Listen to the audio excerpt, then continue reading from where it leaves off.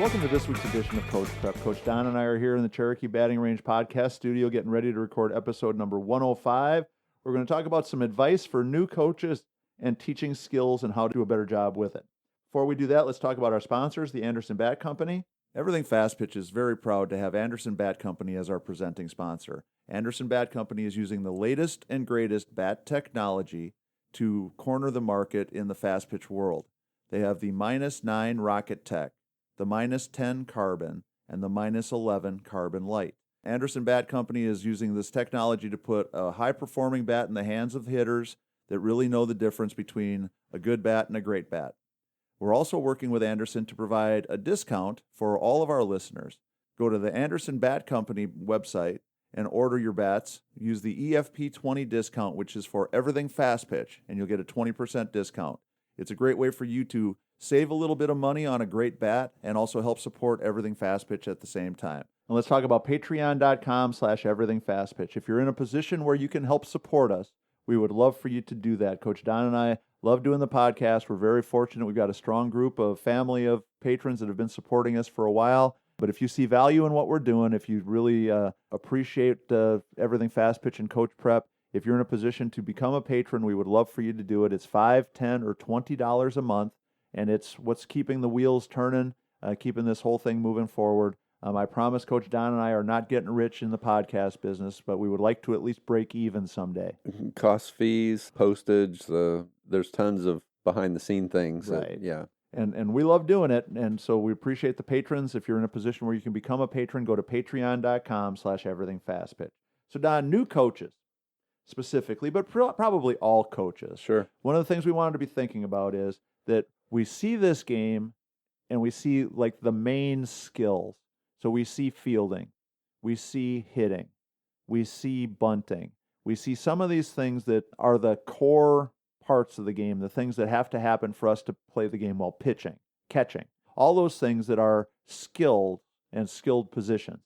And the thing that I think happens sometimes is that for coaches is that we see the big skills, but we don't see all the pieces that go into teaching those skills well and all the things that we have to be aware of if we want the kids to do those bigger skills, the bigger pieces of the game well. And I want us to talk about it a little bit today because I think it's a good reminder for all coaches to be looking at if a player is struggling with fielding, that there's about 100 different things that go into fielding a ground ball that all can be and possibly should be broken down into smaller pieces and practiced as part of the bigger piece instead of just getting frustrated and saying, okay, Don's struggling with his fielding. I'm going to go out and hit a couple hundred missiles at him and he's going to figure it out. And he'll get better.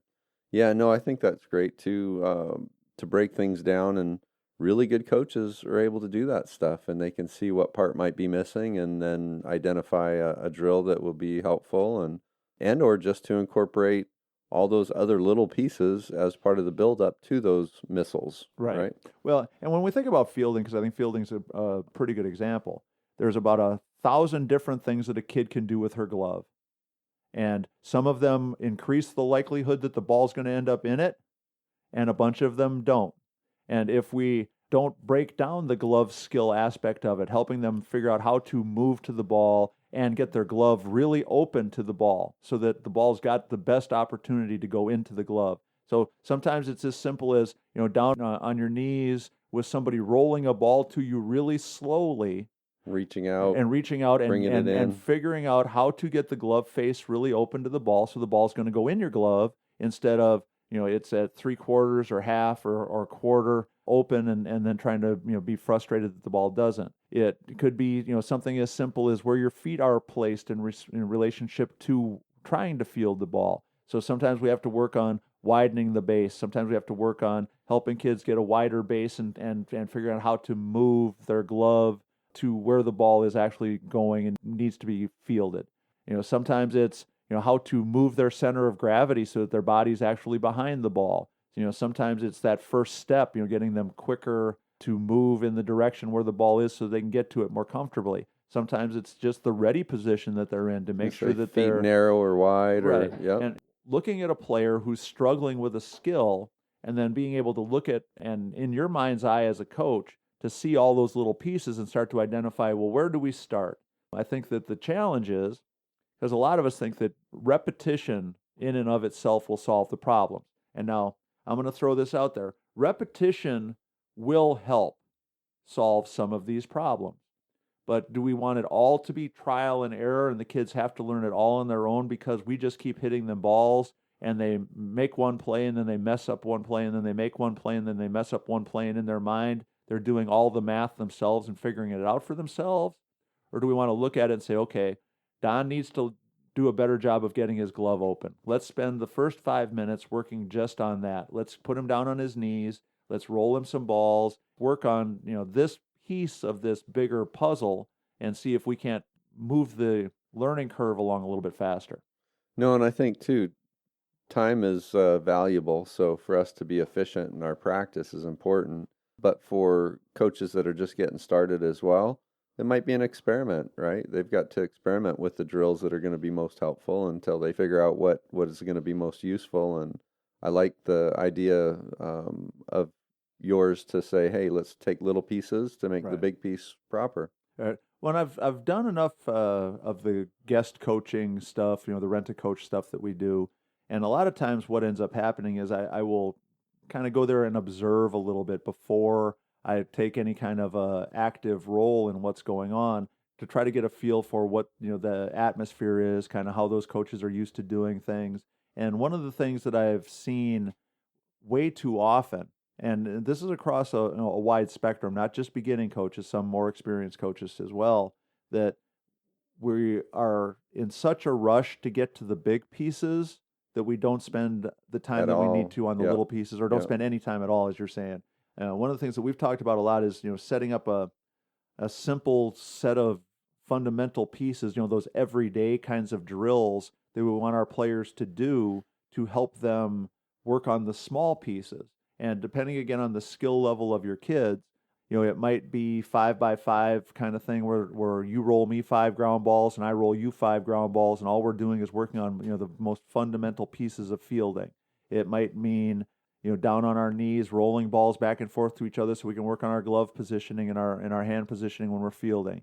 It might mean breaking down throwing into very fundamental pieces of throwing to improve it. But so being able to look at the big picture and find some of those little pieces and make it a routine thing that we do as a part of every practice. And so if I'm coaching a young team that has a lot of kids that are struggling with fielding, we're going to teach them how to do some knee drills, some of those Ozzie Smith drills where they work with each other, rolling each other ground balls.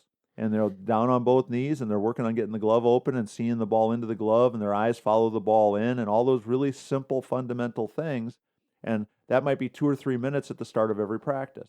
Then we might have them stand up and do basically the same thing with each other for another 2 or 3 minutes. Then we might have them actually moving side to side a little bit for a minute or two, and slowly but surely building up to it. But you can tell from the way this discussion is going, for every time that I've seen that happen, doing a practice, right, I've shown up and seen kids that are barely even warmed up, barely even have broken a sweat yet, out there in a line of 10 or 12 kids deep with a coach hitting a ground ball to the first kid in line and varying in difficulty from pretty difficult ball to absolute missile to kids that don't even know for sure exactly how to get the glove face open so the ball might go in it if they are in the right place. So I know, and you and I, Tori, are so used to all those other little pieces because we have so much time available to us when we're around kids every day. But for the limited time, I think that to your suggestion, I think it would be really, really beneficial for us to take less time for those, rockets and more time for the little pieces, just like you're saying. And I think that that's going to build up to a much better player. When we go out and look at a really, really good player that moves to the ball well, that reaches out in front, that receives it, that cradles it, brings it in, transitions to a good throwing position. All those things don't happen from that rocket that you're seeing in practice. All those amazing things are from those little tiny drills that would lead up to, getting a few ground balls as well. I think that your point's wonderful, saying that, hey, let's make more time for the little pieces and the big pieces will take care of themselves. Right. Well, and I know what happens to a lot of coaches is they look at it, well, I only get an hour on the field. An hour, I only yeah. get an hour and a half on the field, and I get bumped off. I can't be wasting time doing these knee drills. Well, the thing that I tell everybody is you might only have an hour and a half on the field, but you don't necessarily only have an hour and a half at the park. Yeah, I was going to say. And a lot of this stuff you Mhm. could be doing outside the field as part of your pre-practice warm-up stuff. You're getting ready to practice stuff. So maybe if your practice time every week is at noon, you meet with the kids at 11 and they do their stretching, they do their jogging, they find their partners, and we find some because if we're talking about knee drills, let's say as part of our everyday package, we need maybe 8 feet between kids to do it. So that could be on the sidewalk. It could be across the sidewalk with each kid on either side of the sidewalk, kneeling on the grass. The sidewalk giving you nice bounces. Right. I mean, Nice hops, there's yeah. a million ways for us to build this stuff in and not have it take away from the quote unquote practice time Field that time, we have. yeah. And because and I understand that time is everybody's enemy in all this, that we've got to figure out a way to get this stuff done. But if my choice was doing the fundamental pieces or hitting rockets, I would take the fundamental pieces every time. Right. Because all that's happening when we're scorching balls at these kids that aren't ready for it is we're scaring the heck out of them. If one of them does get hit or takes a bad hop or whatever and they get hurt, that scares everybody. It makes me feel terrible because I hurt some little kid that wasn't ready for me to hit the ball that hard at them, and on and on and on the list goes of things that can go wrong because of that. Now, is there a time and a place for that? Of course there is. Sure. But it's after we've increased the likelihood that the kids can make some of those plays. And their confidence. Right. And Yep. And the old tough love idea of, well, I'm just going to keep hitting rockets at you and you'll grow tired of getting hurt, so you'll start making the plays, I don't think is a logical way to approach it. So as old coaches too, Tori, we've hit lots of ground balls, and I can hit a good backhand, but I can surely throw a really good backhand, in these drills that you're talking about. And they can get 5 awesome backhands in 30 seconds, a minute. For me to do that out on the field is going to take quite a while for me to hit really good backhands from a shortstop distance. Right. So we can get a lot more work done. We can get a lot of reps. We can create confidence, hand-eye coordination. All that stuff's going to happen really quickly. You got, just like you said, in some type of a line drill, you've got every kid getting a backhand instead of one. Right. One at a time. And if we have the kids working with each other on some of those everyday drills, so instead of me being the one that rolls the ball to them, they're rolling it to each other. And I know you're going to say, well, I've got 6-year-olds, I've got 8-year-olds. Well, 8-year-olds can still roll the ball to each other. We just got to teach them how to do it. Because they're going to be 9-year-olds pretty soon, and they're going to be better at it. Right. And we might get a little bit frustrated, but what's more frustrating for a coach? To have a line of 12 kids with 11 of them not paying attention so you can work with one, or to have 6 sets of partners that aren't great at something, but at least they're all working on it. 1 rep better. Right. So the logic is something we just have to approach a little bit differently. But so the whole idea of how do we make our kids better at these big things is we got to be able to break it down to the littlest things. If a kid's a terrible bunter and all we do is set the machine at 65 and shoot balls at them and we expect them to figure it out, if we haven't taught them how to hold the bat the right way, if we haven't taught them the hand position, if we haven't taught them how to turn their body and pivot their feet and get their eyes in a position where they can see the ball, all that's going to happen is frustration, anger, and disappointment, and they're not going to be better bunters. You're going to be doing this again the next day. Yeah, and the next day, and the next day, and the next week, and you're going to look back at the end of the year and you're going to wonder, well, we're still bad at bunting. Why are we still bad at bunting? Well, because we didn't see the solution.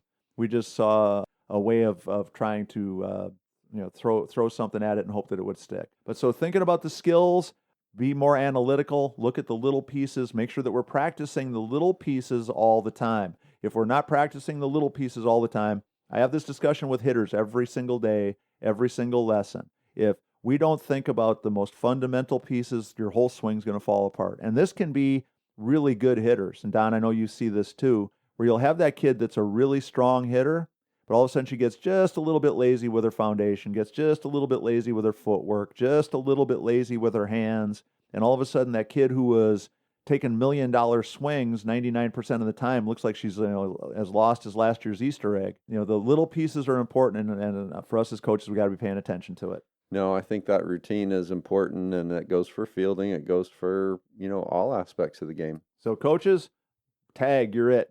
All right, so Don, that's going to wrap up number 105. Make sure you check out our sponsors, Anderson Bat Company, patreon.com/everythingfastpitch. Please make sure you go to the fastpitchprep.com website, order your Square Cuts training discs, access the YouTube channel and the blog post. There's hundreds and hundreds of pieces of information there that you can have access to. So for Coach Don McKinley, our producer Stan Lewis, this is Coach Torrey saying thanks for listening. We'll talk to you again next week.